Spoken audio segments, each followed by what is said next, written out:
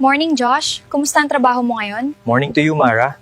Heto, okay naman. Approve mo na lang, kulang na lang ng konting adjustment para matapos na natin to. Josh, na-approve ko na. Josh, pwede po ba akong pasama sa'yo mamaya pagkatapos natin dito? Oo, Mara, walang problema. Isubmit ko lang to tapos aalis na tayo. Clarissa, nung isang araw kumain ako sa bakery. Anak mo na si Mara ang nag-serve sa akin. Talaga, Mami? Nakita mo siya? Tagal ko na siyang hinanap. Mula noong ninakaw siya sa akin, Mami, pwede ba balikan natin siya doon? Sige, Clarissa, halina kayo.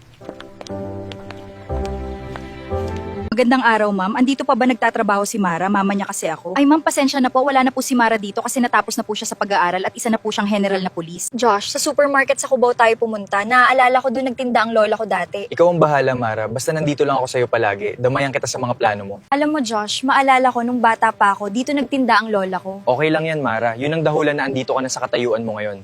Tara na, magtanong na tayo. Magandang araw po, Lola. Pwede po ba magtanong, kilala niyo ba si Vina Cruz, dating tindera dito? Oo, ma'am. Kilala ko yun. Namatay na yun ilang taon na. Bakit po naitanong iha? Lola, ako po si Mara, ang apo ni Vina. Kilala niyo po ba ang anak niya? Ikaw pala yan, Mara. Ang laki mo na. Ang pangalan ng anak niya ay Clarissa. Alam ko nasa Marikina sila nakatira. Bye, iha at iho. Mag-ingat kayo. Bye po, Lola. Hi, ako si Mara. Ako rin si Josh. Kung nagustuhan niyo ang video namin, huwag niyo pong kalimutan mag-follow, like, comment at share na rin para updated kayo. Maraming salamat.